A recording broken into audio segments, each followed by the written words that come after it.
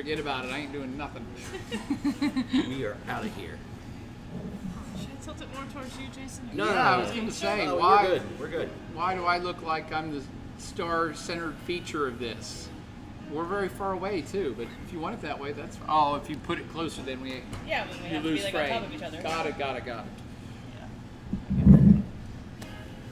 Yeah. So we're live? You're live. Oh, Sweet. okay. All of that was there. Well, we never know. I don't ever believe we're live until people confirm we're live. First off, do we have anybody to confirm that we are live? Awesome. Katie's checking if you're out there. Because if the number of viewers is 0, then we just get to sit and drink. Right now there's 3. Oh, there we go. But that's just us, though. Us 3? That's the 3? Yes. Could one of you lovely 3 people confirm that you can both see and hear us before we officially start drinking wine? Post on places. Oh, we didn't post on places. It's too beautiful of a night. I mean, I It's was, nice out there. and I was surprised you guys wanted to redo the whole online happy hour anyway. Obviously, there's 3 of you that really like the online happy hour enough to want to tune into it. So we're here for you, but also because we just like drinking wine. So it makes it really easy. It's a 50-50 split there, I think. Did we get a confirmation? Yes. Okay. And we're back. Hi, everybody. Welcome to the reestablished virtual online happy hour here at Blacksburg Wine Lab, version 2.0. Obviously, you all know that as we sit and sip in these very chairs, we can see the bulldozers and cranes smashing into Blacksburg Wine Lab version 1.0. It is in the final death throes. It should be completely rubble by this time tomorrow. I know you're online, chilling out, watching us right now, but when you get a chance to miss all the crowds and you don't want to be around people, that's cool. There's very few people on this road tonight. There'll be even fewer later. Swing by and see the site of the original wine lab, and the bulldozers may still be going at it. I think they were when I just walked in the door a few minutes ago. So, It's funny they work so late. well, I think they prefer to knock down buildings late because there's not as much traffic, there's not as much congestion, they don't have to deal with as many people walking around and crap. So that's why this is the reestablished virtual happy hour in our brand new location. One could be forgiven for not knowing from this camera angle that we're in a new location because all this furniture and the barnwood wall behind us, we're at the old location, roughly, in these situations. And the wine shelves, all this stuff got moved. But it's a new place, a new look, although it will be very familiar to all of you visitors to the original site. A lot that you'll recognize and feel right at home with, and a lot that's different. Mostly everybody says it's more spaced out. We have a lot more room here, which comes at a perfect time given the pandemic that we're supposed to be 6 feet away from each other at tables, and no, it's too late for you. But as fate would have it, as we opened up and those were the rules and everything has to be 6 foot apart, we were already putting our tables 6 feet apart because we have so much more room in the interior. And I said, no, I don't want to buy. We could pack a lot more tables in here. We could pack more people in here. But I always was uncomfortable at our old location when we got a little too busy. And it was elbow to elbow and it was hard to move around. I think a lot of people that have come in, that's been one of their biggest things. It's so spacious. Everybody. Now. It's more open. I'd say most people have said, I hope this doesn't hurt your feelings, but I like this place better than the old one. I'm like, don't hurt my feelings. It's all the same crap. It's just a slightly bigger place. New squares. And you Floor's a little two, lighter. and you two will attest that I always would get unsettled when we were too crowded at the other place. So this is the new look, the new feel, and everyone, I think everyone likes this just a little bit better than the old one. And we'll be here for a whopping 2 years before we move again. But that's a different story. How's everybody out doing out there in digital land? I guess I should introduce myself. I think all three of you probably know who we are. I'm John Boyer of Blacksburg Wine Lab and Virginia Tech. Sorry, you guys are supposed to follow me. Well, I didn't know if you were saying anything like co-owner. No, You said John Boyer, and then you stopped. It's just John Boyer. Katie Pritchard. Jason Hudson. And we are going to drink some wines. Absolutely. I mean, is there anything else we need to chat about before we drink? But I did find it's all in Greek, but Yeah, It's all in Greek. yeah. Google Translate working for you? Not great. Not great. I don't Google even know how to Translate is pronounce always a it. bit suspect Yeah, at the best. sentences aren't really lining up as how you would normally read them. I don't even know how to pronounce anything on that label. I don't Lady either. of Nausau or Nassau. I just want to say Nassau, like Bahamas. I'm sure that's not the way it's pronounced, Right. but who's going to correct me? And then the grape is even worse to try to pronounce. Zeta Mavro, I've got. Oh, yeah. See, I'm still fumbling over that one. Yeah. Just We're- treat the X like a Z. Zeta Mavro. Yeah. We also got to learn how to say everything from a Greek wine specialist. Yeah, Oh, we were that's in true. Greece. We led a couple of field trips, student field trips in Greece, and one of them was to the highlands of the Peloponnesian Peninsula. One of my favorite alliterations, the Peloponnesian Peninsula. That is pretty good. Yeah, it was pretty. The Peloponnesian Peninsula back in the day was the home of Sparta.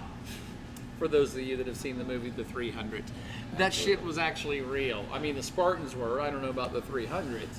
Well, that's the legend anyway. Yeah. But I take that back. There was an actual 300. There was an actual battle. Oh yeah, the Battle of in the- Thermopylae happened. Sure. Battle of Thermopylae.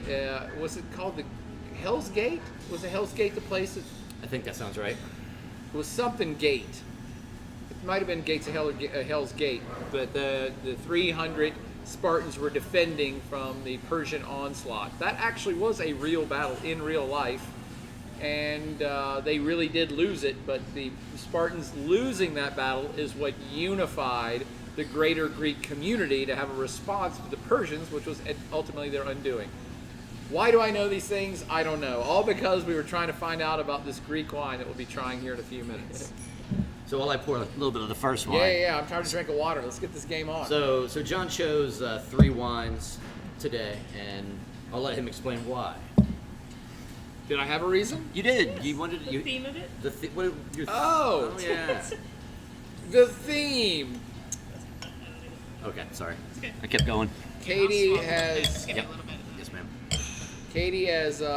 booked us a stay at a beach next week.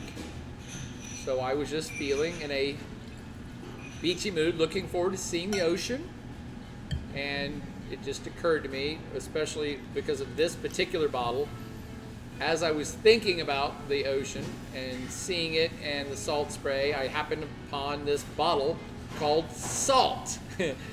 And it just clicked, and because I've had this bottle before, this won't be my first tasting of it. And this is just an absolutely delightful beach ocean viewing wine. If memory serves, I haven't had it for about a week or two. And the name of it, I think, has something to do with the it's a white blend, and I'll let Jason or Katie tell you what the blends of the white grapes are in it. But I think in their description they mentioned something about sea salt or a hint of salt. Yeah. Yep. And maybe it's because they plant the seed, or even when we describe wines to each other, if you hear somebody say a word, it plants a seed in your head. That I do get that. But I do remember the first time I had it, it's like, this has a really great floral component. It's really interesting. I was trying to figure out what the hell it was. I'm like, what grape is this? I don't even know. And you actually picked out, you thought it had muscat in it, right? Yep. And I thought it was Gewürztraminer. Yeah, you and I agreed on that one. Yeah. But with a hint of salt somewhere, kind of like some scotches. Yeah. It's not really salt, but it's somewhere in the. Like some kind of influence from the terroir, Yes. or something, but it's definitely there. And Which that's is what- odd to get from something that's, it's primarily Gewürztraminer and Riesling blend, and that's just an odd note to get out of that wine.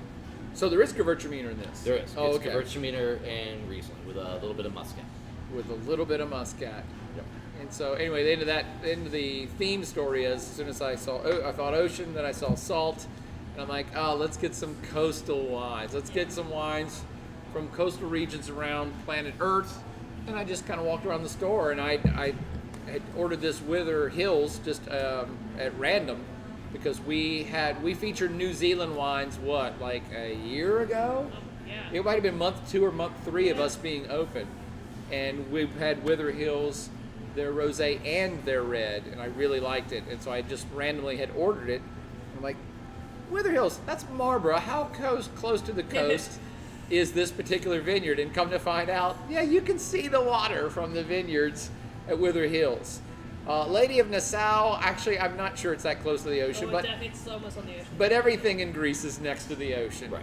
It's in the Macedonian part of Greece, I know that, which is up north. I know there's a country called Macedonia now, which is why the Greeks hate them, because they have a region of Greece also referred to as Macedonia. And the country called Macedonia used to be part of Greece. That's what they called their part of the country called Macedonia. Back in the day. It's all very good. And we're now back to the Spartans and the Peloponnesian Peninsula, and we're going to fight the Persians in the 300. Anyway, now you guys can talk about this wine because I'm just going to sit here and drink it. Well, coming out of Oregon, Rieslings, Gewürztraminers, as we know, grow really, really well in that climate. A lot of grapes that grow well up there, but there's a lot of the white wine coming out of the U.S. right now for Rieslings is coming out of Oregon, doing a really good job of mimicking but not copying German Rieslings. Yeah, it has that salty. And this time I'm even getting what I don't remember is a bit of a tannic component on the back end. Not like heavy tannic like red wines, but I almost get a little bit of bitterness, and I think that's where I'm getting the sensation of salt as well, just on the back end of it. But it's got a great floral nose. The first time I smelled it, I'm like, no, this is Gewürztraminer, right? Right? Because it has that floral lychee fruit, I think is pretty dominant in there. And the blend is Riesling, Gewürztraminer, and a hint of Muscat. Yeah. And Muscat, you probably, most of you have had a Muscat one way or the other, whether you think you did or not. If you've ever had a Moscato d'Asti, that's Muscat. There's like 500 varieties of the Muscat grape. There's black Muscat, and there's orange Muscat, and there's Muscat of Alexandria. Pretty much every country in the world has some distinct variety in the Muscat family. A lot of them are made into sweet wines. A lot are made into sweet wines because they have this great floral component.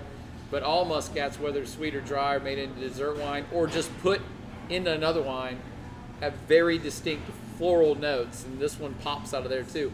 Gewürztraminers the same way. It has a great floral note, so you're getting this kind of bouquet of flowers, of white flowers, in every sip of this sucker. I like this one a lot. I think it's the Riesling that's grounding it, bringing a little bit of the minerality in it as well, that's basing it. Absolutely. I mean, this is obviously perfect for sitting on the beach, so hopefully you got a couple bottles to take with you. Not yet, but we're getting there. But any kind of ocean fare, as far as food goes, I think would go fantastic with this. I feel like that we can ask our 2 viewers, We're up to 10. 10 viewers, we can ask our 10 viewers. We should say hi to them. Yes, we'll do that in a second, and we can do that by asking you a question. So, what elements are you getting on the palate and or the nose of this thing?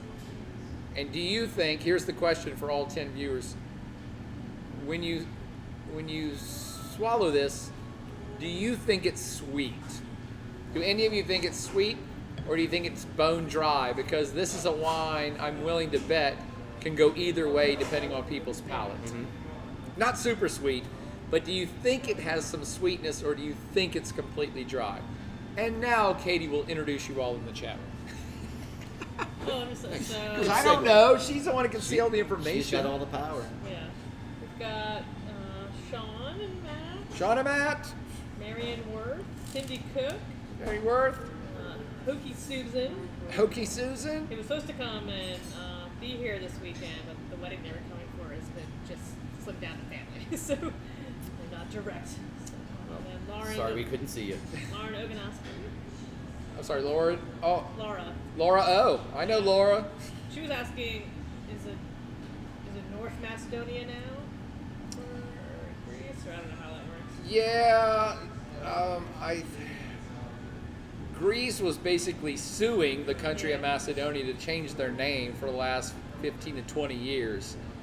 And I think they came to some settlement, but Macedonia is still calling itself Macedonia. So Yeah, some name. maybe like on their postage stamps or something, they have North Macedonia, but I've not seen that officially written down anywhere. Hokey Susan's having pina coladas. Pina coladas? What you looking for, John? Or colossal. Oh yeah, we forgot to order colossal. Just that case that was that. I thought I saw one, but maybe we pulled it all out. Potentially. Maybe.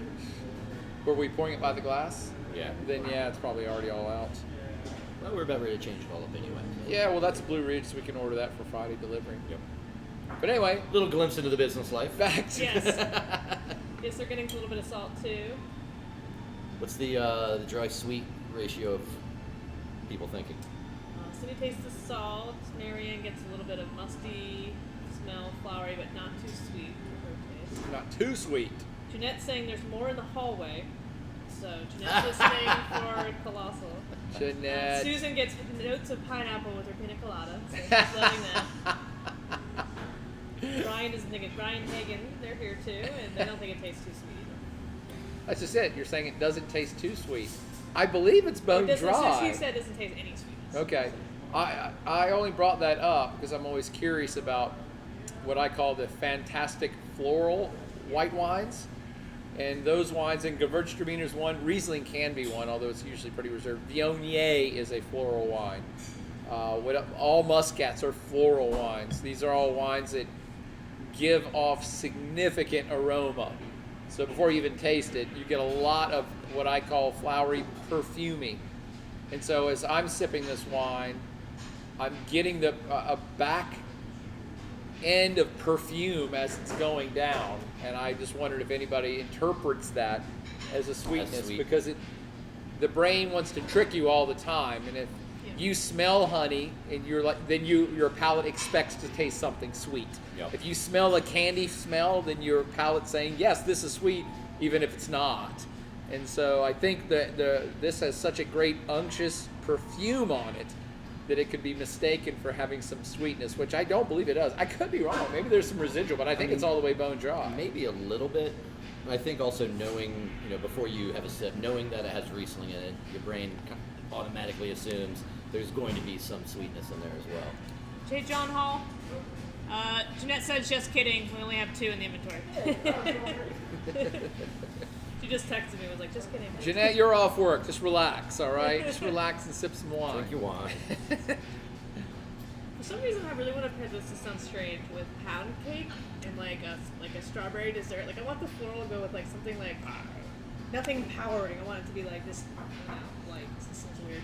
Well, before Jason even said it, my inclination was to say, oh yeah, this will go it's really great to sip on the beach and go good with seafood. But the more I sip it, I'm like, I don't know that the perfume nature would go For me, it with a lot of, doesn't. pound cake sounds good. Maybe chicken, like a chicken dish, maybe. I wonder though, with pairing it with dessert, if it would make it seem too dry Well, I when would you're having go it with I sweet would dish. go with sweet dessert, like Billy Street is with like strawberries. So I believe what we're saying is, yeah, just drink this wine. Don't eat any food. Don't overthink it. Just drink it. And I can do that. Yeah. The Battinellis are tuning in, but they're driving, and so they're just listening right now. Probably best. Yeah. I don't know. I mean, is it illegal for the passenger to drink? Yes. Is it morally bad for the passenger to drink? So Sean paired it with the Zapp's Evil Eye potato chips. Wow. I could. Yeah. Wow. And how did that turn out? Says it goes well. Okay. Huh. You can see that. I actually can't. I'd have Really? to. I'd have to experience that. A little bit of personally. crazy spice Little going with spice this. with little honey, kind of like get it. Huh. I'm trying to think. What do we pair with things like Gewürztraminer? Thai food. Yep. Maybe something hot. Yep. And the perfume comes. Yeah. A cool white wine with that perfume comes behind it. Mhm. That may be my inclination, but then again, I'm probably just going to drink 2 or 3 bottles of it sitting on the beach. Yes. Once In a again, plastic cup. Is that a, once again, just don't overthink it. Just drink it. But what else is going on in all of your pandemic lives? we just been working our asses off, closing down the old store since we last did this online happy hour, and working overtime to get the new store up and running, which it now is. So we here at Wine Lab are starting to take a breath, starting to chill, which is why Katie's making a break for the beach on Saturday. If you've read the emails, which you probably have since you've tuned into this right now, you know that thanks to Jason and John Hall and Cassandra, we now have a full cocktail bar, full alcohol bar. And Jason can say a few words. Let's put Jason on the spot and say a few words about what all cocktails that you're making right now, and what's the mission of the cocktail bar here? Well, the mission is we want to always maintain the integrity and the legend that is Blacksburg Wine Lab, and keeping the wine in there. So we're trying to maintain a balance between spirits and wine. A lot of our cocktails are going to include certain aspects of wine, whether it be aromatics, whether it be red wine, whether it be a rosé. Currently our most popular cocktail that we have that Cassandra created has a little bit of Prosecco going on, and then a hibiscus syrup that we make here in-house. But everything that we're going to be doing is handcrafted. We're not buying anything except the liquor. If we want something to taste like something, we're going to go find the something and make a syrup, make a puree, make an essence out of it. We're going to be making everything here in-house as far as our bitters go. That's a long process, takes about a month to make bitters.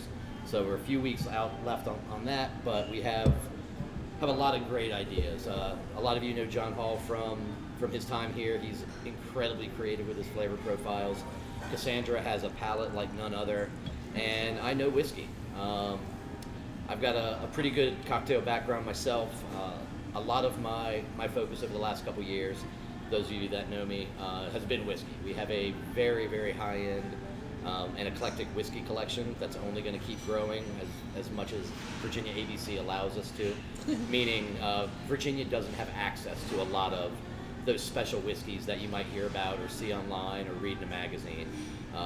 Virginia just doesn't have access, and if they do, it's what's called an allocation, meaning we get very, very small amounts of it. And that's what that sounds like.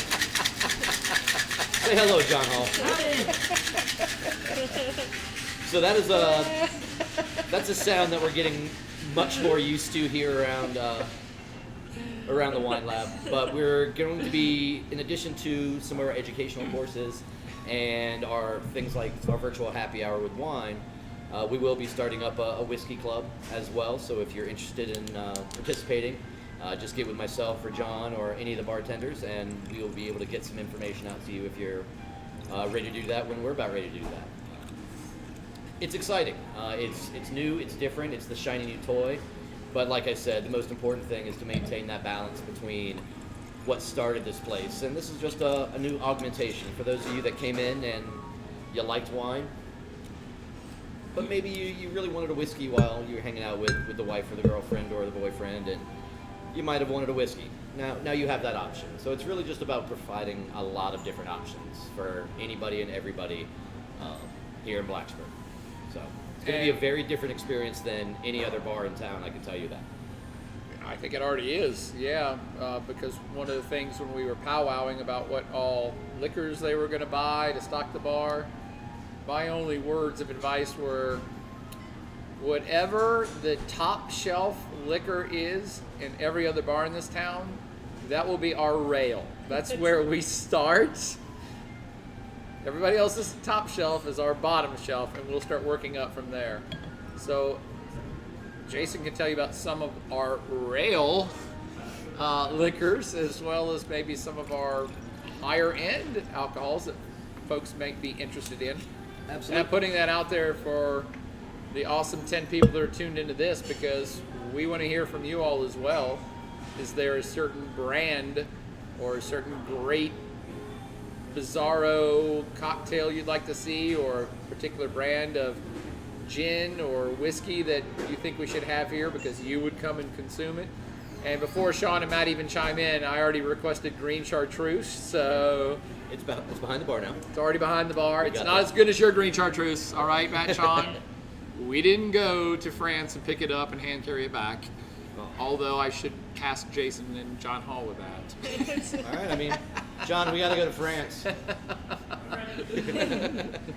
And pastis. I meant to tell you guys to order me a pastis. I like Pinot. Yep. Is Pinot a standard up in the liquor store? It is. It is. I should be able to get that easily. Yeah, because I was telling people about it earlier, and they're like, "What's that?" And I explained it, and everybody said, "I want that right now." I'm like, "I know. I want one." If, for those of you that haven't had pastis, it's an anise-based liqueur, not even a liquor, a liqueur. So it has the sweetness, but it's anise-based, so it's got that great black licorice flavor. But it's much more subtle and creamy, so it's not like an ouzo that like sears your face off. Pernod Ricard is the most famous one that I know of, but there's lots of different. Pastis is the general category from around the world. And it's crystal clear in the bottle. And you usually just have it neat or chilled, or you pour it over ice, or you half and half it with cold water, or half and half it with seltzer water. And when you pour it over, I like doing it just over ice and then letting the ice melt, especially in the summertime sun. And clear in the bottle, and then as you mix it with water and it oxidates, it starts turning opaque with a hint of green or yellow. It's just an absolute delight of a beverage this time of year. Absolutely. So is wine, but what are you laughing about? So Sean said she saw Sean saw Chartreuse today when she came by. Oh, and picked okay. Up, and then Cookie Susan said we had ouzo last night for happy hour and said you don't need to stock that. No. Funny smiley face with that. No. Ouzo's a very polarizing beverage. As it should be. Yeah. So we're gonna, in addition to the pastis, another similar thing is absinthe, and we have one absinthe right now. We're gonna have a few more of those. But one of our big focuses is whiskeys, not only bourbons but scotches, a little bit of Irish. Probably not gonna hit Canadian unless we find something phenomenal, because Canadian whiskey is just so muddy. There's just no other word for it. There's no regulations on how it must be aged or. Oh, really? No idea. That's one of the few whiskeys in the world that really it's the Wild West. You can do whatever you want. Most people think that your Canadian whiskey is going to be mostly rye based, and it used to be back Prohibition. And that's all changed. There's no rules anymore. But lots of great bourbons. We've got some Japanese whiskeys. We've got 3 of the Suntory whiskeys, the Toki, the Hibiki, and then the very rare Yamazaki. We were able to locate a bottle of that. Gins are going to be a huge focus for us. I really want anybody that's listening to come in and tell me that you don't like gin, because I will prove you wrong before you leave the door. It's one of my favorite things to do.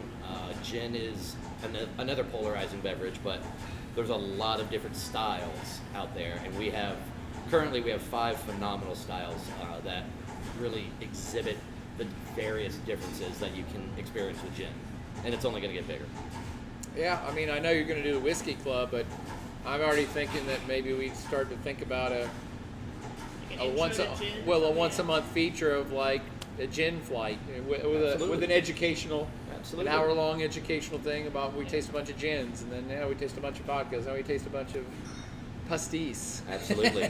Whenever you guys are in here and you're curious, whether it's John or myself or Cassandra behind the bar, we can answer all your questions and make your entry into something new and different very smooth and delightful.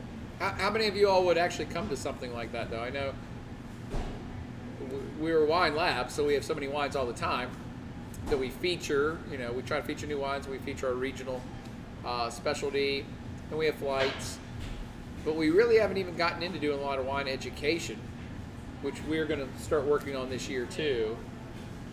And so I'd like to do a once a month club, or just whenever special events where we say, hey, we're just going to drink wines of Noir. We're going to do a bunch of Chablis tonight and pair it with food. But how many of you would be interested in doing that with alcohol, with liquor? Like, hey, we're going to have a gin club, or the whiskey club's a definite go.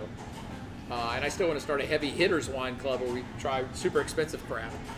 But how many people would be interested in a gin workshop? Let's call it a workshop, because I actually don't know that much.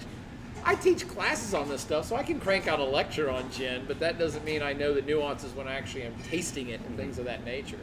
So I'd like to do some of that myself. Yeah, absolutely. I think that'd be a lot of fun. You know, like you said, the wine is going to be probably our next educational adventure here pretty darn soon, and pretty much looking just to hear from what everybody wants. And Yeah. whatever you want, that's what we do. That's what I was asking the people in the room. How many people would come to a gin workshop or a whiskey workshop or something of that nature? folks who are in town say yes. Thing is, we have so much space now too. That we were always a little constrained because we were so tight, but now, not just because of COVID, because we have a bigger space and we have got it set up better for presentations. Yep. Like, yeah, we should do a lot more. We should do a lot more. We should probably, yes, go Back to wine. Well, we're going to talk more about the liquors he's got up on deck too, but we'll move on to the next wine. I mean, is the hour up already? No, we're only halfway through. Really? Yeah. It's already halfway through. Hey, get to talking about wine and liquor. Oh my Time God, we're flies. the worst. We're the worst online wine people ever. Well, there's so many of them now. Is it just us because we're in the industry? But I get now 3 to 5 emails a day about Zoom with this winemaker tonight. Yeah. Zoom with these wine people later today. Here's an online cocktail hour. I'm like, dude, I own a wine business. I don't need to see any of your crap. I haven't got enough stuff on my plate. Yeah. And everybody's trying to do the right thing, and they're trying to promote wine and be connected in this new age modern world of everything's online. But I'm old. I want to see some I'm people. old, damn it. It's not that I want to see people. We've still been working the whole time. It's just that I don't believe it's got much of a future. And that sounds very pessimistic for the industry, but I'm actually optimistic about life. That I don't believe that this is going to go on for much longer. I do believe a vaccine will be created, whether it's 3 months or 6 months or 12 months. And I think this big rush to, this is the future, we're all going to be Zoom tasting all the time. I'm like, no. hope not. There's no future in this at all. I hope not. It's necessary for the present, but I'm not vesting that much of my time into doing this all the time. Having said that, I'm going to start a new grape show next week while I'm at the beach. But let's talk about this wine before I talk about the next grape show that's getting ready to start up. And that'll be a show, not even an online live thing. But the next wine in our lineup that you have in front of you is Wither Hills from Marlborough, New Zealand. Way up north. North Island, right? Marlborough's North Island, and it's on the north side of North Island, or it's South Island, way on the north side of South Island? That's where it's on the north-south island. It's the Marlborough's on the north end of the South Island, so dead center New Zealand, where all the hobbitses are. And Yes. like I already said, we tried this whenever we featured wines in New Zealand. Let's say a year ago, probably more like a year and a half, a year and 3 months. And I just fell in love with this rosé. We sold a ton of this rosé back in the day. And so I just I randomly ordered it to bring it back in because I remembered liking it. And then earlier today, we tasted the Wither Hills Pinot Noir, which I totally forgot about. Right. Yeah, But it reminds us that this is a rosé made from 100% Pinot Noir. So this vineyard just does Pinot Noir, and they section off some blocks of the vineyard to harvest fruit, I think a little bit earlier, to just make it into rosé. What do we all think of this rosé all day from Marlborough, New Zealand? North side, South Island, for those keeping up geographically. I also didn't know that Wither Hills is, this sounds slightly dumb, but it's like Wither Hills is the name of the winery. It's also the name of the hills. The hills, Yes. yes. Yeah. Well, some people just name after Right. Oh, who the hell can keep Yeah. up with all the names on Yeah, wine yeah. labels? You never assume anything. That's not stupid. Yeah, I wouldn't yeah. assume that. I mean, No. it's 'cause I only know there's Wither Hills because I looked it up to see, hey, is this place near actual water? I know Marlborough is, but Right. this could be like the Marlborough district. It's like saying, oh, this wine's from Virginia, so it's near the coast. Well, we're from Virginia, so not all of it's, precisely. yeah, there is Virginia Beach, but we're not near the coast. But in this case, Wither Hills is a small section of the mountain range that's not terribly high mountains it's petering out the foothills, and it is literally, I believe, within eye shot of the ocean. Google Maps. That's the hills. There you go. You yeah. could see the ocean from those hills. Come Absolutely. on. There's only a few subdivisions in between that and the ocean. Exactly. No, this is it's a great rosé. I mean, it's not your sweet syrupy rosé. It's dry, but still has a lot of fruit. Real crisp. Just Yeah. light strawberry. Yeah. That's where I was going. I don't get strawberries when it's in my mouth, but I get strawberries after like 2 seconds after I swallow it. It's kind of bizarre.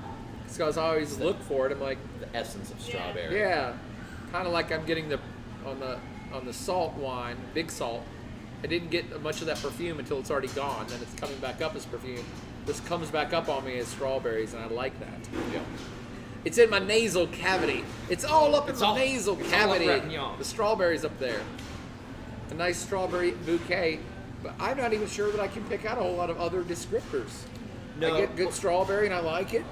Well, earlier today when we tasted the Pinot Noir, and then Cassandra and I grabbed a little taster of this to put up beside it. If you taste the Pinot and then taste the Rosé, obviously it's exactly the same. Oh, really? Just a little. Everything's just softer and lighter and a little bit cleaner and brighter. And that Pinot is very. It's almost like a cross between Europe and California. It's got those earthy notes, but it doesn't smack you in the head with it. It's got the berry notes, but it doesn't punch you in the jaw with it. I agree. How would you compare this to J. Marat? Have we had that before? The J. Marat Rosé? Maybe. I'd say the J. Marat is actually a little. It's a little lighter on the palate. Well, I think one of the reasons this is refreshing to me is that it has a really nice. I get a little bit of a tannic bite when I swallow it. I mean, just that much. It lets you know that this wine is from a red grape because there is a tannic component. And the French Pinot Noirs are so much softer. Even when they're young, they exhibit many of the same characteristics in terms of aroma and flavor profile. But to me, they don't have. New Zealand's a cooler climate, so it has a more of a tannic bite to me.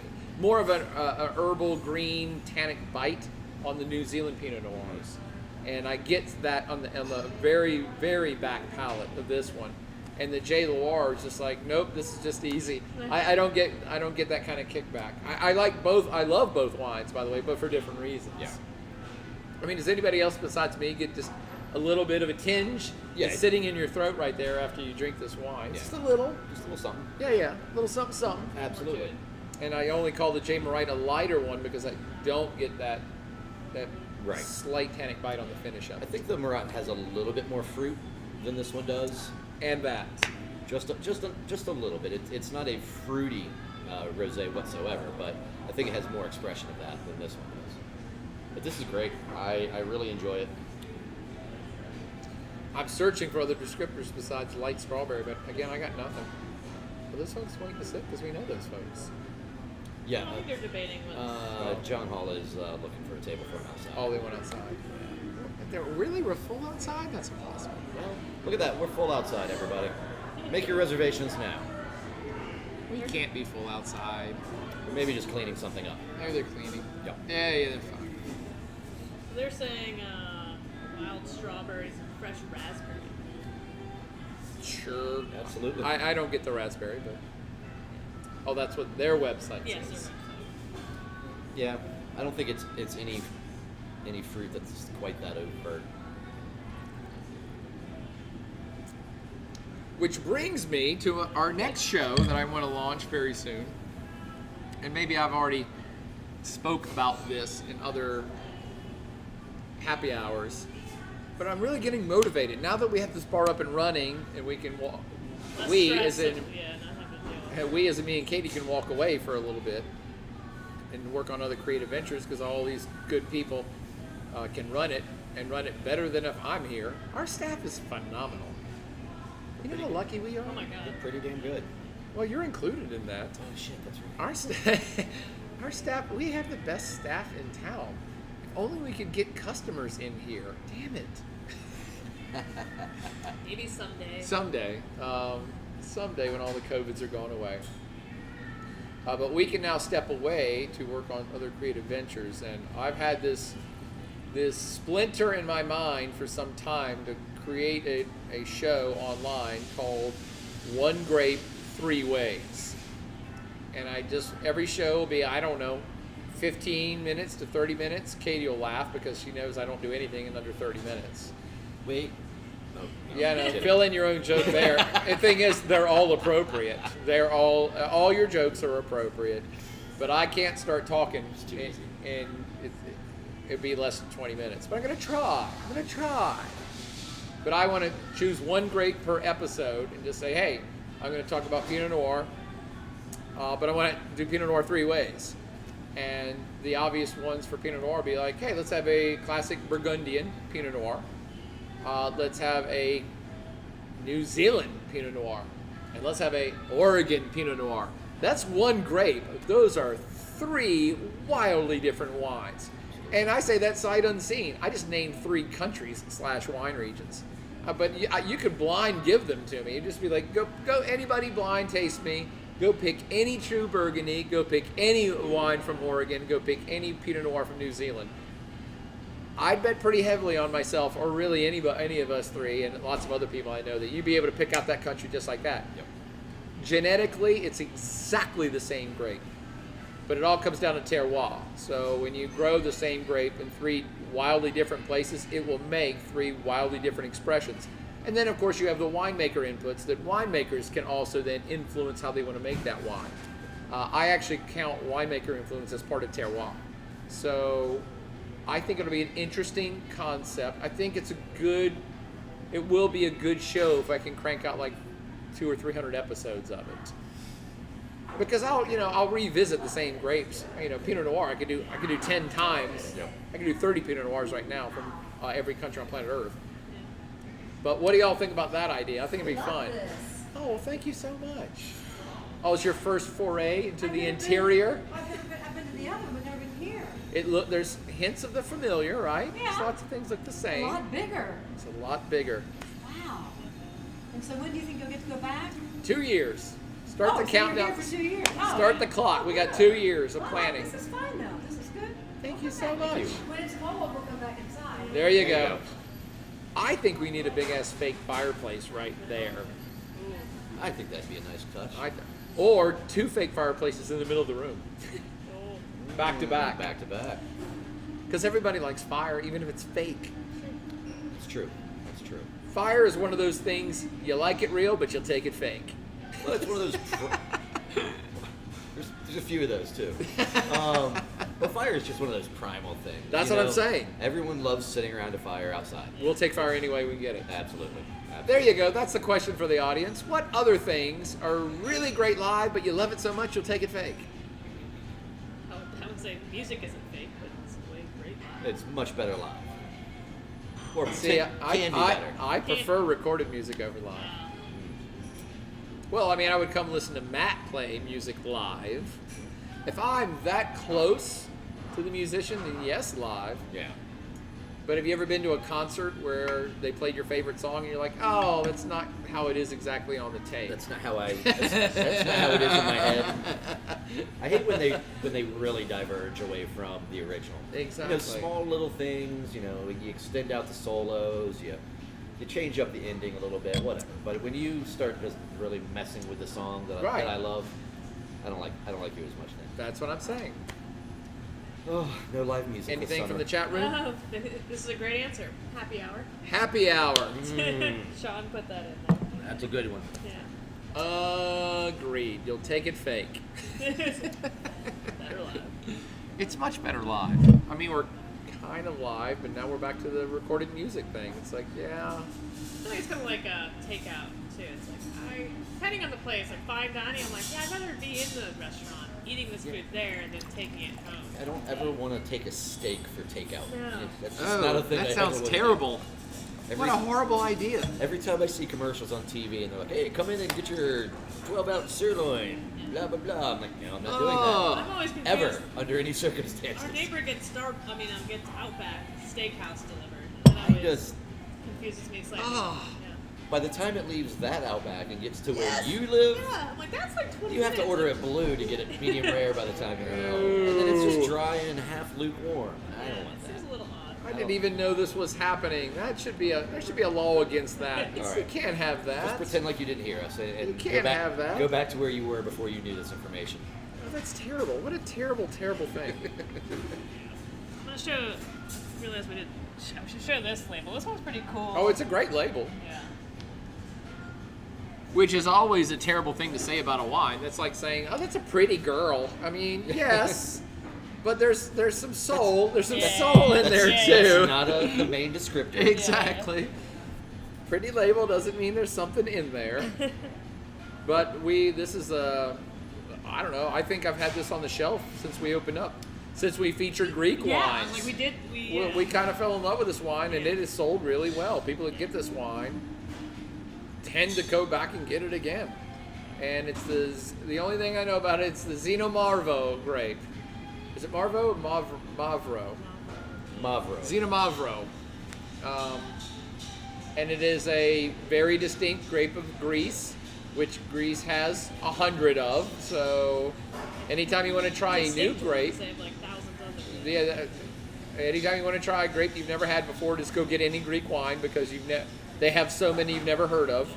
And unlike many other parts of the planet, the Greeks have remained pretty true to their industry coming into the modern era, in that they still produce mostly the unknown, unheard of grapes because they've been doing it for 2,000 to 3,000 years. I'm sorry, 3,000 to 4,000 years. So they haven't walked away from their tradition, and they still produce wines that are from their history and wines that they themselves like and wines that they themselves drink because they go with the cuisine of Greece. So I'm sure you can go out of your way and find a Cabernet Sauvignon from Greece and a Merlot from Greece. I'm positive you can. But they still have a bunch of stuff you've never heard of before and stuff that no one else on planet Earth is growing. I can only assume that someone in California is trying to grow Xenomavro grapes. But they're never going to be quite like this wine or what anybody else in Greece is doing. Greece has hundreds, perhaps thousands of grapes you've never heard of. Xenomavro's kind of a big one for Greece, though. Yeah. If you've had 10 Greek wines, you've probably had Xenomavro before. It's like their Cabernet Sauvignon. Got it. It's quite popular. It's a big red wine, and it's grown in lots of places, especially in northern Greece, if memory serves. But you guys did a little research on this wine, right? So, where it's from, the USA? I just call it Nassau. Lady in Nassau. It sounds better. I like it. I'm sure that's not how it's pronounced. So that region, you have to be 100% this grape. Oh, there you go. That's all you In the entire region. It's the only entire thing region. grown. Yes. I mean, Nice. if you name a wine from that region, it has to be 100%. It's not all that common. Yeah. They compare it to Nebbiolo from Barolos, that it has that same ageability. This is 5 years old. This is 2015. I think I even said in the Really? This cliff notes that I sent out about this wine, I said something like, try to imagine a dry Cabernet had a baby with a Nebbiolo. So it has hints of both of those big red wines, but actually the body is quite light. Super. I know, and you can actually see through it. I don't even remember that. I actually remembered it as a slightly darker wine. But this reminds me of Tuscany, actually. Yeah. This kind of reminds me of what Sangiovese looks like, and it's kind of lightness of body and clarity in terms of visually. And it has, someone was like, is this New World or Old World? If they were like, to smell this, no idea, I'd be like, oh no, this is Old World. Oh my Yeah. God. Oh, absolutely. This is so, what was that? I'm sorry, I only laughed because I thought somebody was asking you, is Xenomavro Old World or New World? Yeah. Well, they don't grow I'm it in the just New saying, if World. someone gave me this, like, Yeah, if they were just sight on the scene. Sight on the scene would just like tell me. Yes. Like, this is Yes. Yeah, it's like, man, it has that. It's got a lightness of body, but somehow a powerful flavor. It's quite intriguing. Has Well, that tannic like. And yeah, that's what I'm saying. It's light, but it's tannic and dry as shit. I mean, you almost need a drink after it. Yeah. Well, you were saying the age on it, so it's 5 years old? It's 5 years old already. I mean, if you look at it under a piece of white paper, white paper underneath it, it's got a really orange hue around it. That's which what is made a, me think which of is, Angio. yeah, which is an indicator of some age on it. But 5 years doesn't usually give you that much color. I don't know if it's part of the grape itself is that what it does, but I mean, it has it is so dry. brown It's almost painful, and I love it. It's like this is a food wine. Yeah, I it want sounds like this. I want a It's like lamb some kebab turkey. Yeah. like now. I need a lamb. Sean, are you Yogurt. making lamb kebabs tonight? Who's out there? Who can help me out? 'Cause we ain't got no lamb kebabs here. That's funny. I mean, Got lamb, anybody? Any lamb? Yeah. doesn't Sandra, it, do you have any lamb? No? All right. doesn't it call out though? It needs some fat. Yeah. It actually needs some I fat. was thinking yogurt. You said lamb. And Immediately with a I went yogurt to sauce. yogurt. With it, Yeah. I immediately went is to it that. is it tahini? Tahini? Yeah. Tahini. That's I think- Eastern Mediterranean cuisine, right? The Yep, tahini, tahini. tahini sauce, I want like Lebanese or it's when Israeli. you shave the meat off. Just, like, Yes. have- Little yeah. shawarma. Mixed together with the. yes. Yeah, Cassandra, Or do you have any kebabs. shawarma? She doesn't have anything. Yeah, they ain't got nothing. We're all so out. Sean said she's supposed to get a whole lamb soon, but not yet. Well, we have Well- the wine to go with that. Yep. Can you grill that on your barbecue grill? That'd be A awesome. whole lamb. A whole lamb barbecue. Slam it on there. I like it. I think that we use one bottle as a sauce, That's the basting sauce. as a basting sauce, I like it. or a marinade. Half the bottle is a marinade. We drink the other half. We little marinade for the lamb, little marinade That's what I'm for saying, us. yeah. Absolutely. Does anybody but me remember the super old school, maybe first season, no later than third season of Saturday Night Live, where Dan Aykroyd portrayed Julia Child cooking, Yes. and he was drinking the wine. For me. That's right. And then I think he cut off his thumb. Oh yeah, just shooting. Yes, I totally yeah. Just squirting everywhere. Oh, little wine. He was great. You sum that up there. Yes. Well, let's get so well. Yeah. So Hookie Susan also is asking, are we planning to resume weekly happy hours, Mondays or Wednesdays? You could be here right now, Susan. You know, I mean like this virtual. Oh, virtual. There's a lot of people don't live here. Oh, okay, sure. If everybody wants it. Whatever the people demand, that's what we're here for. Well, next week you guys will be at the beach. Well, Yeah, we're maybe thinking not- about doing it from the beach. Would any of you all like us to do a podcast from the beach? I guess this isn't a podcast. I'm sorry. Virtual Zoom, blah blah blah, whatever the This is like catchphrase YouTube is. happy hour. YouTube happy hour. We could do. We could use Zoom. I feel like every time I ask Zoom, people are like, "No, I don't want to have to chat now." Yeah. I feel like, and anybody else over Zoom, I'm just like, I don't.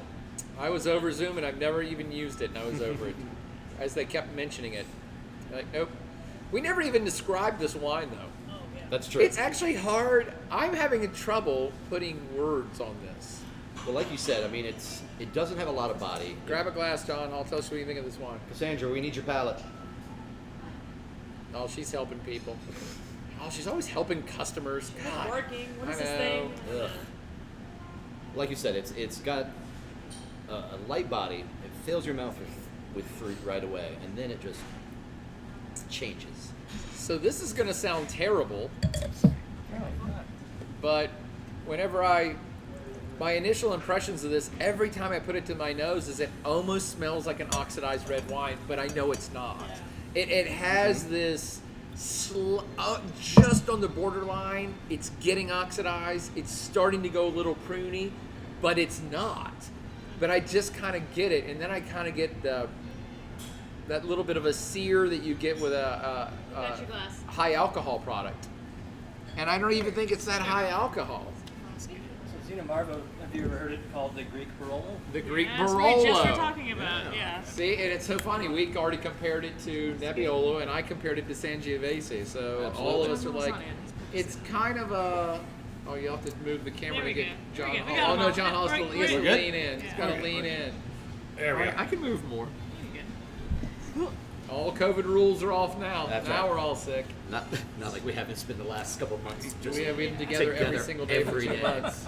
And we haven't left the premises yet in 2 months. So unless COVID came here, we didn't go out and look for it.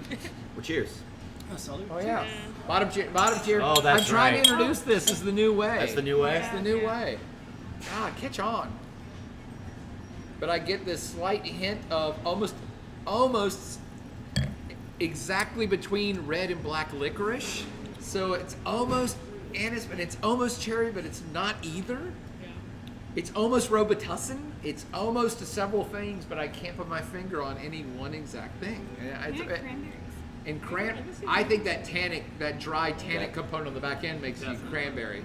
And it's cranberries kind of border that sweet and tannic as well. And it's when the wine falls off in your mouth and it just goes from sweet, or not sweet, but fruit to tannic. It really is. Cranberry's a good call. Cranberry's a good call. It really is so distinct. It does defy description at some point because we're used to talking about, oh, it's a Chardonnay. Okay, well, I have a suite of terms I use for Chardonnay. Oh, it's a Merlot. Well, I know a bunch of things that work for Merlot, and this is like, Yeah. it's not really You anything. get a little of that medicinal, like Aperol, Medicinal. Campari type. Yeah. Robitussin, you said. Tussin, put a little tussin on Just it. rub some tussin in it. Let it get down to the bone. I actually smell heat. That sounds really goofy too, but when I take a big huff of it, it's like, it kind of burns my nostrils a little bit. And I'm like, how strong is this stuff? Is it 14%? John, what is that? If it listed at all? Legally, you have to. I think it might be higher than 13. 14. It's 13. It's only 13. 13. I don't know, I get that distinct kind of burn. I just like it. So It's just a wine I like, and I don't know why I like it. their pairing is to pair with the traditional pies of the area, which I assume are meat pies. Rhubarb? What the hell does No, that I mean? think it's like meat pies of the area. Sweet kind potato of. pie. In Greece? Yeah. What are traditional pies of Greece? It says traditional. Fenugreek, something seasoned with It says grilled meats. Pythagoras pie? Did they, It says grilled meats and like barbecue and stuff like that. But yeah. didn't the It says Greeks invent traditional pie? Greek- I'm sure there's some fish pies Yeah. too. I just don't know how you're going to fit numbers in your mouth. Right. Didn't the Greek invent pie, literally? Yes. So they're saying like flaky like. I know, fish and dear, stuff. I know. Okay, fine. We're making dumb math jokes. We're over making here. dumb jokes I know, here because you're I don't know what their pies are of Greece. I don't know if I've ever heard of a Grecian pie. Northern Greek feta cheese But and I- egg pie. That sounds delicious. As soon as you said feta, I was thinking maybe like a quiche type thing.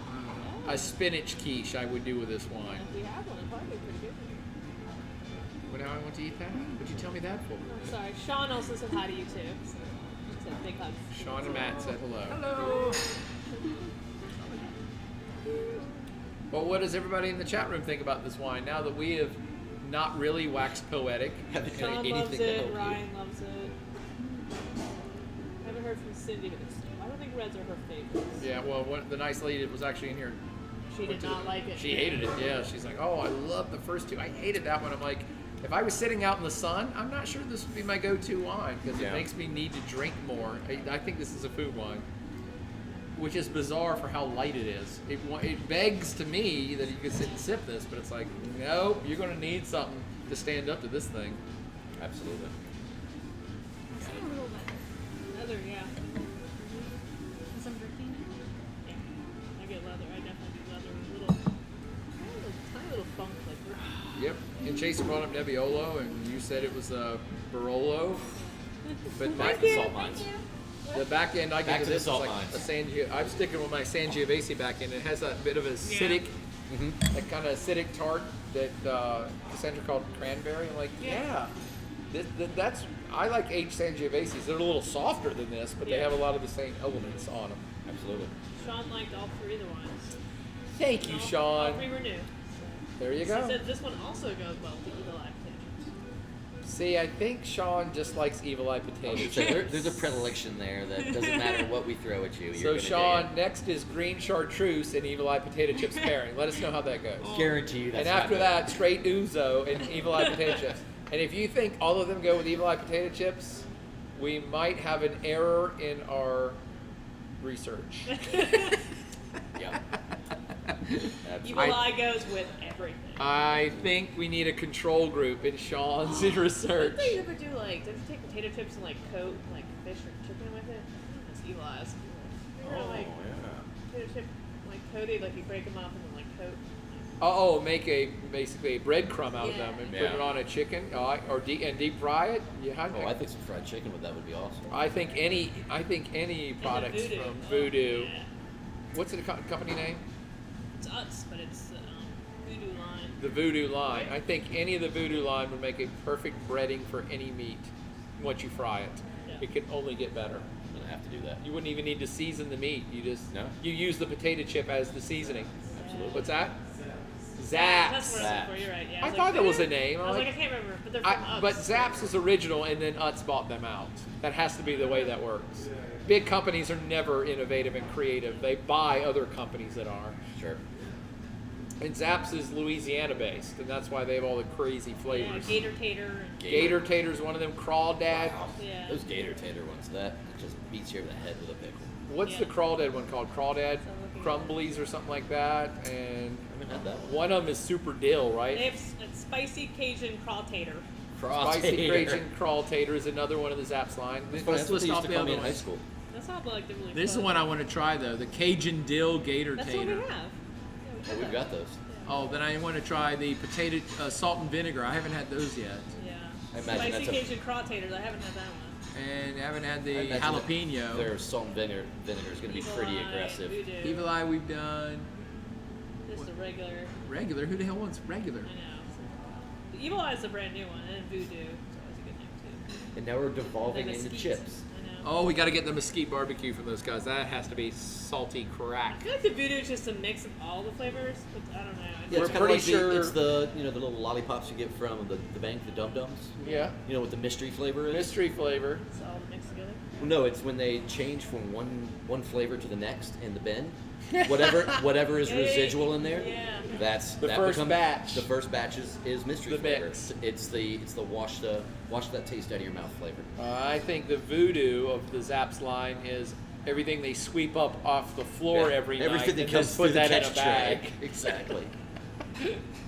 Whatever tastes good. 'Cause why Don't wouldn't care. Oh, the people requested we do 10 Yeah. office hours. I mean, do this next week. Okay. We're going to talk about what we're thinking about, or Yeah, so you two people left in the chat room get to pick. I thought about semi-launching the One Grape Three Ways and doing 3 Sauvignon Blancs from around the world since it's kind of Sauvignon Blanc season. I also could do something I invented earlier called the Beach Bum Wine Taster, where I pick 3 wines that I can just literally pound with my feet in the sand, including probably a Moscato d'Asti. Seems reasonable. It's cold enough on the beach, you'll drink it. So there's a beach bum flight that I could create a Sauvignon Blanc, which is One Grape Three Ways. Sauvignon Blanc from 3 different countries. What else was I thinking?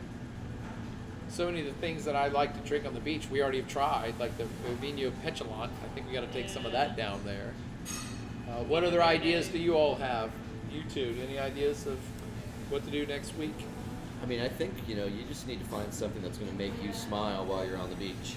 I think She's already right here, Jason. Oh. She's already here. Oh man, I'm gonna put one. What in does your- everybody think about her haircut too? What? Got her haircut Man, earlier today. That's 2 in your column. That's nice, man. Good job. I win with this girl all day long. She'll tell you. I'm a keeper. I'll toss some chest, yeah. Maybe after the beach. Yeah, exactly. Anything can happen. But yeah, find something that makes you guys smile on the beach, and I think that's what you needed to go with. I think while we're gone as well that you and John Hall and Cassandra should create a happy hour cocktail flight that you pour into the bottles to go. Right? Well, just so that you pour over ice at home. Just so happens Cassandra and I were having a conversation after the wine tasting earlier about a themed, 'cause the way we're kind of doing it now is I make up a cocktail, Cassandra makes one, and There you John go. makes one. Oh, it seems to be a competition, and somebody gets fired at the end. This is what I want to see. Now I like this idea. Let's go.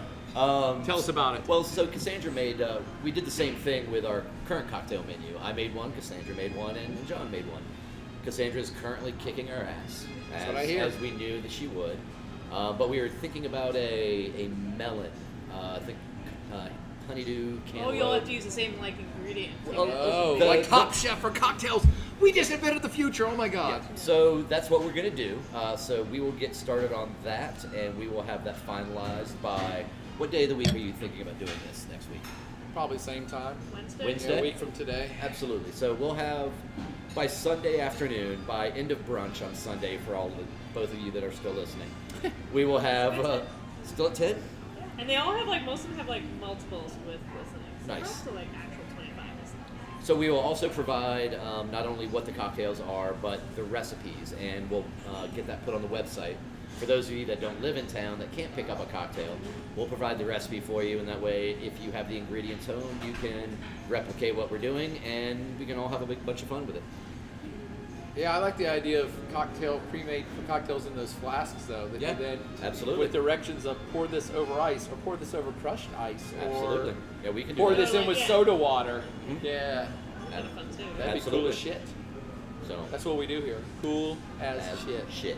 So yeah, that's kind of our theme. So we're thinking melon, not watermelon necessarily, more honeydew cantaloupe style flavors. Those bright, clean, light melon flavors. So People are recommending beach bum. Sounds fun. Okay.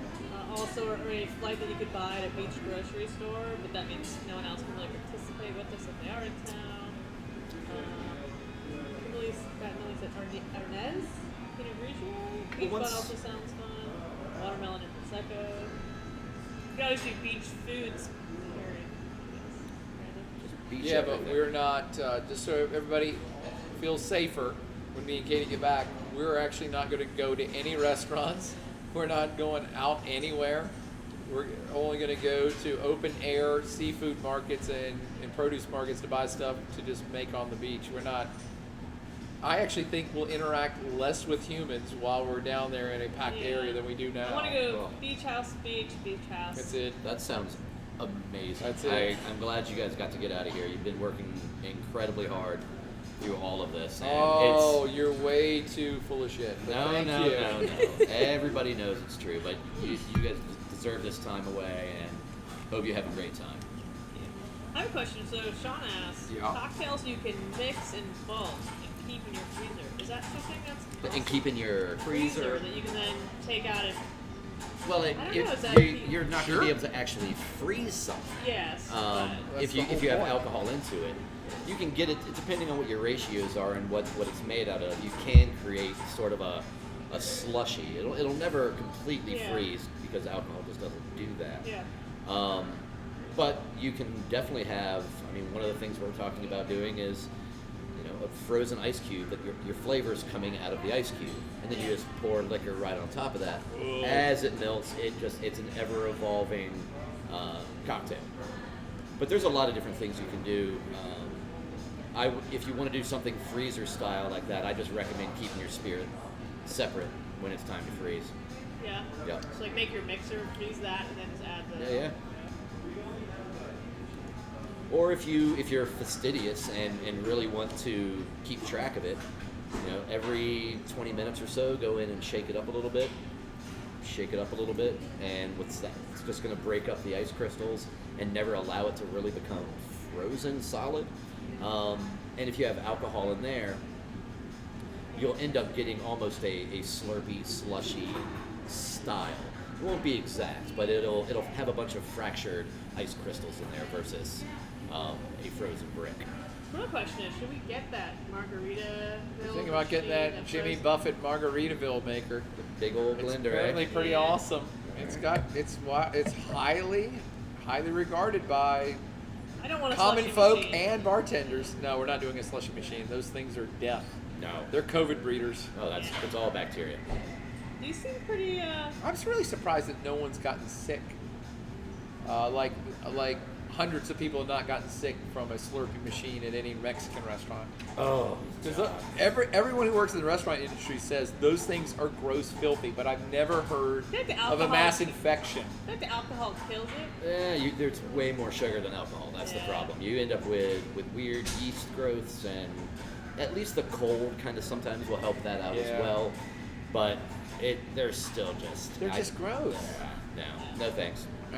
Tons of people wanted us to get a wine slushy machine, and we're just like, nope. Everybody in the restaurant industry says they are No. so gross. If you knew how they work, you would never have an icy or a slushy ever again, No. ever. No. That is one of my. I can't imagine what the ones in 7-Eleven look like. Oh, I know. It's one of my guilty pleasures, though. I do like a cherry Slurpee every I now feel and like again. I've gotten sick from Wendy's ice cream things. The Frosty? Yeah, Frosty. I don't think they clean those either. So.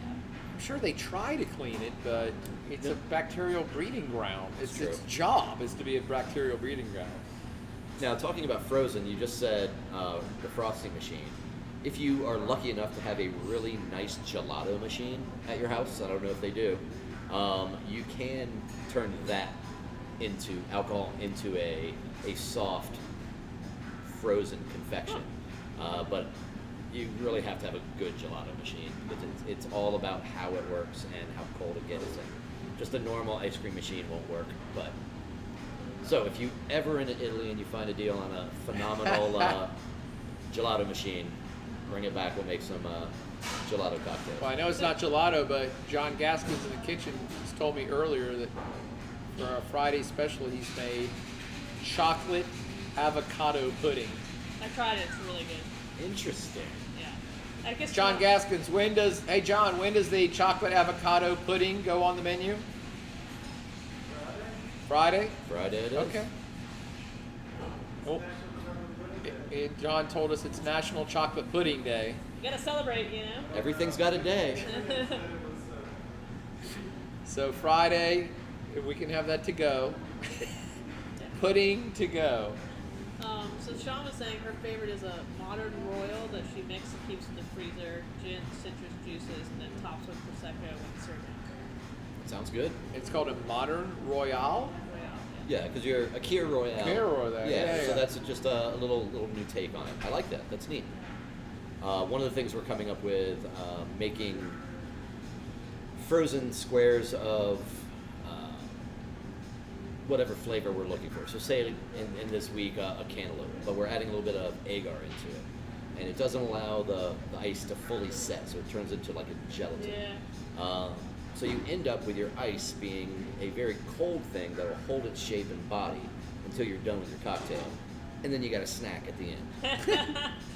So it's a Jello snack at the It's end. a little gelatinous fruit snack at the end. So there's a lot of fun things that we're going to be doing with cocktails coming up. Again, maintaining that lab focus. We're going to be playing around a lot with sodium alginate and What the hell's that? Oh, you'll find out. Okay. It's going to be fun. You know, I won't remember if you tell me anyway. it's good. Yeah, a little bit of gelification and spherification of flavors and colors and liquids, and just trying to play around and have a little bit of fun and keep the lab inside the cocktails as well. Deconstructed cocktails will be a thing. Well, that's what I'm saying. We're already going to do deconstructed cocktails. We might as well make them to go right now. Absolutely, You can can do it. reconstruct them at home. So I'll get with the bartenders as soon as we're done, and we'll get our plan together. And like I said, we'll send an email out no later than end of brunch on Sunday, and we'll have those available with recipes as well as letting you know when we'll have those available. Probably starting Monday afternoon when we open. We'll have those available for pickup. And I'd like to see some sort of shooter with John's chocolate avocado pudding and mezcal liquor. I feel sorta like sounds great. That sort of sounds avocados good. are from Mexico, chocolate's from Mexico, mezcal's from Mexico. I don't see the problem here. I think the Aztecs conquered a nation on this concoction I just invented in my head. All right. Well, But with that, I I know. I'll bite. That I'll was. bite. That I'll was. try to come up I with always something. come up with some outrageous thing to say, so I can say. And on that note, That's happened. Yes. We're over time. Thank you all for tuning in. Hope you enjoyed. And I guess we'll see you next week from the beach. sure, why not? Right on. Party on, everybody. I'll see you guys in a couple weeks. Yeah. Bye now. And Rosie. More rosé, sir.